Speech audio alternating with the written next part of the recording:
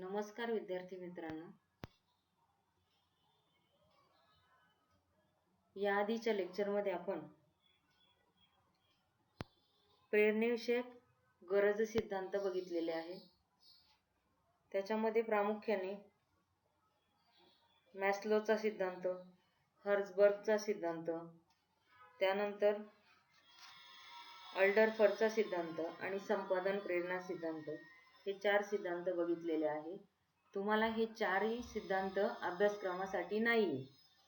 त्याच्यापैकी काहीच सिद्धांत आहे सिलेबस प्रमाणे आपल्याला जायचं आहे, परंतु ॲडिशनल नॉलेज म्हणून मी तुम्हाला थोडे एखादं जास्त सांगितलेलं आहे. कारण तुम्हाला MA ला जाऊन स्पेशल पेपर इंडस्ट्रियल सायकोलॉजी आहे, तर त्याच्या बेसिक तुम्हाला माहिती पाहिजे म्हणून मी ॲडिशनल काही गोष्टी सांगितलेल्या आहे. पण त्याच्यावरती प्रश्न येणार नाही. सिलेबसमध्ये जे सिद्धांत आहे त्याच्यावरतीच तुम्हाला प्रश्न विचारले जातील. आज आपण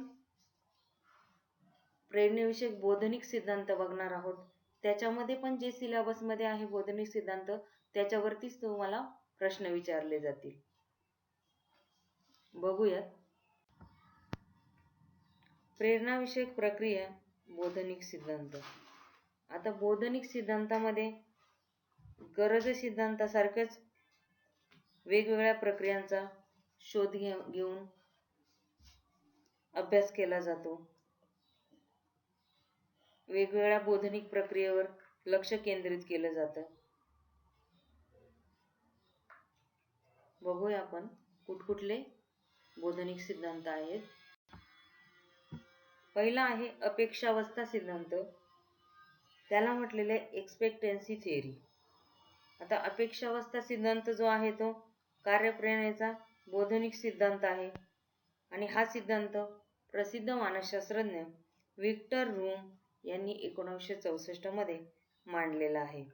आता या सिद्धांताचं जे मूळ आहे ते प्रसिद्ध मानसशास्त्रज्ञ कर्ट लेविन आणि एडवर्ड टोलमन यांनी जे प्रेरणेविषयक सिद्धांत सांगितले आहे याच्यामध्ये रुजलेलं दिसून येतं. आता कर्ट लेविन नाव ऐकलेलं असेल तुम्ही. FY ला तुम्ही प्रेरणा सिद्धांताचे प्रकार शिकलेले बघा प्रेरणा प्रकरणामध्ये. तर मग प्रेरणा संघर्षाचे प्रकार कर्ट लेविन या मानसशास्त्रज्ञाने सांगितलेले आहे. प्रगमन संघर्ष, वर्जन संघर्ष, द्विधा प्रगमन वर्जन संघर्ष असे प्रकार सांगितलेले आहेत. तुमच्या ते लक्षात असतीलच. मग अपेक्षावस्था सिद्धांत रूम यांनी सांगितला आणि तो कर्ट लेविन यांच्या प्रेरणा सिद्धांतावर आधारित आहे. आता रूमचं असं म्हणणं होतं की व्यक्तीला विशिष्ट कार्य निर्वर्तनासाठी किती कष्ट किंवा प्रयत्न घ्यावे लागतात याचं भाकीत करण्यासाठी त्याने अपेक्षावस्था सिद्धांताचा उपयोग होतो असं त्याचं म्हणणं होतं. आणि हे कार्यनिर्वर्तनाचं साठी ज्या प्रेरणा शक्ती लागते तिचं मापन करण्यासाठी त्याने एक सूत्र सांगितलं होतं. ते सूत्र म्हणजे प्रेरणा बल बरोबर अपेक्षा गुणिले साधनात्मकता गुणिले संयोजा. Force is equal to expectancy into instrumentality into valence. आता या सूत्रामध्ये त्याने अपेक्षा कशाला म्हटलं, साधनात्मकता कशाला म्हटलं, संयोजा कशाला म्हटलं, प्रेरणाबल कशाला म्हटलं ते बघूया आपण. अपेक्षा म्हणजे काय ते बघूया प्रथम. अपेक्षा म्हणजे ध्येय प्राप्तीची हुरहुर होय. आणि अपेक्षा 2 अंगांनी विचारात घेतली जाते. एक म्हणजे विशिष्ट कार्य यशस्वीपणे पूर्णत्वाला जाईल याबाबतची संभाव्यता म्हणजे अपेक्षा. आणि दुसरं म्हणजे एखादं कार्य करण्यासाठी एखाद्या कामगाराला किंवा एखाद्या व्यक्तीला किती कष्ट घ्यावे लागतील, किती प्रयत्न करावे लागतील याचा अंदाज, त्याला त्याने अपेक्षा असं म्हटलेलं आहे. आता साधनात्मकता कशाला म्हटलं ते बघूया आपण. साधनात्मकता मध्ये मूल्यमापनाचा समावेश होतो. त्याच्यामध्ये हाती घेतलेलं जे काम आहे, हाती घेतलेलं जे कार्य आहे ते पूर्ण झाल्यावर त्याचं मूल्यमापन म्हणजे साधनात्मकता होय असं रूम यांचं म्हणणं होतं. नंतर संयोजा म्हणजे काय, कार्यनिर्वर्तनामुळे उद्भवणाऱ्या अपेक्षित परिणामाला दिलेली भावनिक प्रतिक्रिया म्हणजे संयोजा होय. आता हे जे प्रेरणाबलाचं सूत्र सांगितलेलं आहे रूम यांनी, तर त्यांचं मत होतं की या सूत्रामध्ये ज्या गोष्टी त्यांनी सांगितलेल्या आहे, जे बोधनिक घटक सांगितलेले आहे त्यांच्यामध्ये आंतरक्रियात्मक संबंध आहे आणि तो प्रेरणा बलाच्या निर्मितीसाठी उपयुक्त आहे असं त्यांचं मत होतं. म्हणून औद्योगिक क्षेत्रामध्ये कामगारांच्या निर्वर्तनात वाढ कशी करावी, त्यांना कसे प्रेरित करावे, यासाठी या प्रारूपाचा किंवा या सिद्धांताचा मोठ्या प्रमाणात उपयोग होतो असं आढळून आलेलं आहे. पुढे बघूया, पुढचा सिद्धांत बघूया. निर्वर्तन समाधान सिद्धांत, परफॉर्मन्स सॅटिस्फॅक्शन थिअरी असं आपण त्याला म्हणतो. आता पोर्टर आणि लॉलर यांनी या निर्वर्तन समाधान सिद्धांताची निर्मिती केली आणि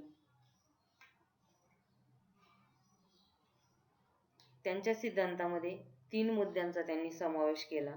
पहिला मुद्दा म्हणजे जे पारितोषिक आहे त्याचे 2 प्रकार पडतात. एक म्हणजे आंतरिक पारितोषिक, एक म्हणजे बाह्य पारितोषिक. आता दोन्ही प्रकारचं पारितोषिके कर्मचाऱ्याला किंवा व्यक्तीला आकर्षित करतात असं त्यांचं मत होतं. आंतरिक पारितोषिके ही तात्काळ पूर्तता करणारी असतात.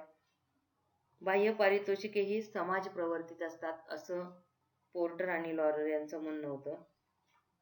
दुसरा जो मुद्दा त्यांनी सांगितलेला आहे तो म्हणजे विशिष्ट कार्य करण्यासाठी लागणारे जे प्रयत्न आहे त्यांचा विचार त्यांनी या सिद्धांतामध्ये केलेला आहे.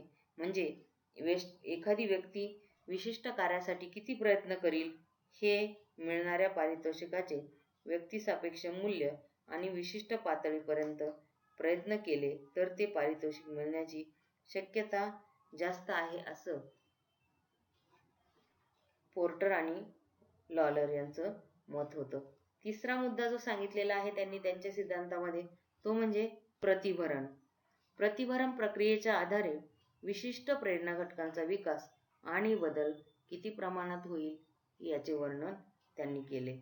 म्हणजे प्रत्येक प्रयत्नाला पारितोषिक मिळेल असं नाही, पण काय पूर्वानुभवाद्वारे ते निश्चिती केली जाते आणि पूर्वानुभव हा प्रतिभरणाची भूमिका बजावत असतो. म्हणजे त्याच्याने फीडबॅक तरी त्या कर्मचाऱ्याला मिळत असतो. उदाहरण घ्यायचं झाल्यास एखाद्या कर्मचाऱ्याने पूर्वी अधिक काम केल्यामुळे पगारात वाढ झाली असेल तर त्याचा अनुभव असा असेल की या अनुभवाचा प्रतिभरण म्हणून उपयोग करताना कर्मचारी असा विचार करतो, आपण अधिक काम केले तर आपल्या पगारात वाढ ही निश्चित होईल असं त्याचं मत होऊन जातं. म्हणून मग अनुभवाचा उपयोग हा तो फीडबॅक म्हणून करत असतो, प्रतिभरण म्हणून करत असतो. अशा रीतीने पोर्टर आणि लॉलर यांनी 3 मार्गांच्या आधारे प्रेरणा प्रक्रियेचे विश्लेषण केले आहे आणि कार्य करण्यासाठी करावे लागणारे प्रयत्न आणि कार्यपूर्तीतून प्राप्त होणारे समाधान अथवा संतुष्टता यांच्यातील परस्पर संबंध समजून घेण्यासाठी हा जो सिद्धांत आहे निर्वर्तन समाधान सिद्धांत हा अत्यंत उपयोगाचा सिद्धांत इंडस्ट्रियल सेक्टरमध्ये मानला जातो. पुढचा सिद्धांत बघूया, समतुल्यता सिद्धांत, इक्विटी थेरी असं आपण त्याला म्हणतो. जे स्टॅसी ॲडम्स यांनी 1955 मध्ये समतुल्यता सिद्धांत मांडला आणि हा कार्यप्रेरणेचा बौद्धिक सिद्धांत म्हणून ओळखला जाऊ लागला. आता अपेक्षावस्था सिद्धांताच्या गृहीतकाप्रमाणेच ॲडम्स यांच्या समतुल्यता सिद्धांतामध्ये सुद्धा काही गृहीत धरली होती त्यांनी. ते म्हणजे कर्मचाऱ्याचे त्याच्या स्वतःच्या कामाविषयी काही जे विचार असतात, भावना असतात, मतं असतात ते त्याच्या कामावर परिणाम करत असतात असं समतुल्यता सिद्धांत सांगतो. आणि बौद्धिक सुसंगती अशी एक नवी संकल्पना या सिद्धांताचा मूळ आधार आहे असं ॲडम्स यांचं मत होतं. बौद्धिक विसंवाद म्हणजे काय ते बघूया आपण. बौद्धिक विसंवाद म्हणजे बौद्धिक रचनाबंधात विसंगतता उद्भवणे ज्यामुळे ताणतणावाची निर्मिती होते व हा निर्माण झालेला ताण बौद्धिक विसंवाद कमी करण्यासाठी व बौद्धिक सुसंवाद प्रस्थापित करण्यासाठी प्रेरणा देतो असं ॲडम्स यांचं म्हणणं होतं. आता प्रत्येक व्यक्ती कामाच्या ठिकाणी स्वतःची इतरांबरोबर तुलना करत असते असं ॲडम्स यांनी विचार मांडलेले आहे.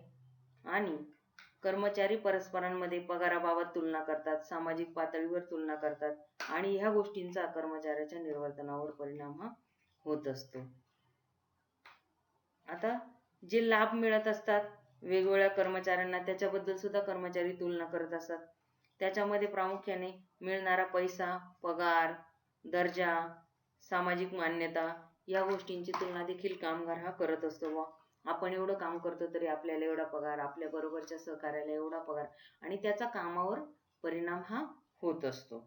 म्हणून स्वतःचा लाभ आणि योगदानाच्या गुणोत्तराची तुलना जी आहे ती इतरांच्या लाभ आणि योगदानाच्या गुणोत्तराशी केली जाते, आणि त्यात जर एकसारखेपणा आढळला तर समतुल्यता निर्माण होते. पण याउलट जर परस्परांमध्ये विषमता आढळली तर मग असमतुल्यता निर्माण होते आणि तिचे निरसन करण्यासाठी व्यक्ती प्रेरित होते, असं समतुल्यता सिद्धांत सांगतो. आता बघा का प्रत्येक ठिकाणी तुम्हाला बघायला मिळेलच, काही मुलं तुमच्यापैकी पण जॉब करतात, आम्ही पण जॉब करतो, तसं पण आहे. आता शिक्षकी पेशात सांगायचं झाल्यास आता कोणाला 10,000 पगार, कोणाला 50,000 पगार, कोणाला 2.5 लाख पगार.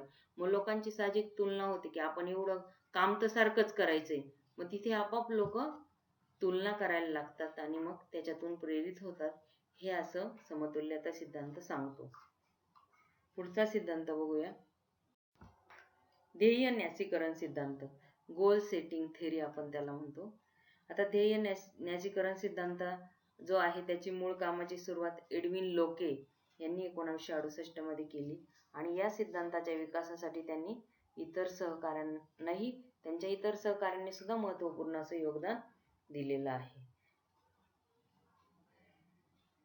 आता कोणत्याही कामासाठी लागणाऱ्या ज्या कार्यकृती आहे त्याच्याशी निगडीत असलेल्या बौद्धिक प्रक्रिया प्रेरणेमधून व्यक्त होतात, असं ध्येय न्यासीकरण सिद्धांत सांगत असतो. ध्येय न्यासीकरण सिद्धांताचा ध्येय हा प्रेरणा रचनेतील मूळ गाभा आहे, असं लोके यांचं मत होतं. आता ध्येय कशाला म्हणायचं? ध्येय म्हणजे वर्तनाला दिशा देणारा आणि वर्तनातील सातत्य राखण्यासाठी शक्ती पुरवणारा घटक म्हणजे ध्येय होय. आता ध्येय म्हणजे गरज नव्हे, तर ध्येयप्राप्तीमुळे त्यामागे दडलेल्या गरजपूर्तीची आणि समाधानाची अपेक्षा यांचा समावेश ध्येयामध्ये असतो. आता ध्येय, हेतू, उद्देश, मतलब या शब्दांमध्ये साम्य आढळलं असलं तरी ध्येयाच्या संदर्भात विशेषीकरण, काठिण्यता, संकीर्णता अशी मूळ वैशिष्ट्ये दिसून येतात. या सिद्धांताचा मूळ विचार असा आहे की प्रेरणेसाठी विशिष्ट असे काही गुणविशेष अत्यंत महत्त्वाचे असतात, आणि त्याच्यामध्ये कार्यनिर्वर्तनाची प्रेरणा संदिग्ध ध्येयांपेक्षा निसंदिग्ध विशिष्ट ध्येयाकडून जास्त प्रमाणात मिळते. त्याचप्रमाणे सोप्या किंवा सुलभ स्वरूपाच्या ध्येयापेक्षा कठीण स्वरूपाच्या ध्येयामुळे अधिक प्रेरणा मिळते. कठीण ध्येय हे अधिक प्रेरणावर्धक असतात, असं हा सिद्धांत सांगतो. म्हणून ध्येयाचा कार्यनिर्वर्तनावर कसा परिणाम होतो आणि याचे वर्णन प्रेरणा प्रक्रियेद्वारे कसे मिळते हे ध्येय न्यासीकरण सिद्धांतातून आपल्याला समजते. थोडक्यात ध्येय संपादन हा एक असा घटक आहे की ज्याचा औद्योगिक, व्यावसायिक वा संस्थात्मक क्षेत्रामध्ये जे कर्मचारी काम करतात त्यांच्या यशाच्या पातळीवर ध्येय संपादन या घटकामुळे प्रभाव पडतो, असं आपल्याला म्हणता येईल. पुढचा सिद्धांत बघूया, स्वसामर्थ्य सिद्धांत, सेल्फ इफिकसी थेरी. आता जीवनाच्या वेगवेगळ्या क्षेत्रामध्ये स्वकर्तृत्वाच्या माध्यमातून अनेक लोकांनी ठसे उमटवलेले आहे आणि त्याचा स्वसामर्थ्याशी संबंध दिसून येतो. अशी उदाहरणं आपण अनेक पाहिलेली आहे. आणि मग विविध परिक्षेत्रामध्ये वावर करत असताना आपण किती कार्यक्षम आहोत, आपण किती परिणामकारक आहोत, असा आत्मविश्वास, अशी भावना अनेक व्यक्तींच्या ठिकाणी निर्माण होत असते, आणि ते म्हणजेच स्वसामर्थ्य होय. आता बोधनिक सामाजिक मानसशास्त्रज्ञ अल्बर्ट बंडुरा यांनी 1977 मध्ये स्वसामर्थ्य सिद्धांत मांडला, आणि त्यांच्या मते संभाव्य परिस्थिती हाताळण्यासाठी आवश्यक असणारी कृतिमार्ग किती अचूक आणि उत्तम रीतीने अंमलात आणले जातील याविषयीचा व्यक्तीचा विश्वास किंवा अंदाज म्हणजे स्वसामर्थ्य होय. आता थोडक्यात असं आपल्याला म्हणता येईल, व्यक्तीच्या स्वतःच्या ज्या क्षमता असतात त्याबाबतचा आत्मविश्वास म्हणजेच स्वसामर्थ्य होय. आता विशिष्ट परिस्थितीत व्यक्तीला काय वाटेल, तिच्या मनात कोणता विचार येईल, ती कशामुळे प्रेरित होईल, ती कशा प्रकारे वर्तन करील इत्यादी ज्या बाबी आहेत त्या स्वसामर्थ्याद्वारे निर्धारित केल्या जातात. म्हणून स्वसामर्थ्य सिद्धांत हा अत्यंत उपयुक्त असा सिद्धांत इंडस्ट्रियल सेक्टरमध्ये मानला जातो. आता उच्च स्वसामर्थ्य असणाऱ्या व्यक्ती कशा असतात, त्यांची लक्षणं काय असतात ते बघूया आपण. आता उच्च स्वसामर्थ्य असणारे व्यक्ती कठीण स्वरूपाचं कामाचा आव्हान म्हणून करतात. त्याचा सामना करायला त्या तयार असतात. आपण कोणती कार्य किंवा कामं पार पाडू शकू, कोणती पार पाडू शकणार नाही याच्यामधला त्यांना अचूक भेद हा ओळखता येतो आणि पूर्ण न होऊ शकणारी कार्य थांबवलेलीच बरी असा निर्णय ते घेतात. म्हणजे त्यांना होणार नाही ते काम त्यांनी ओळखलेलं असतं आणि जे त्यांच्या कॅपॅसिटीनुसार होईल तेच काम ते करत असतात.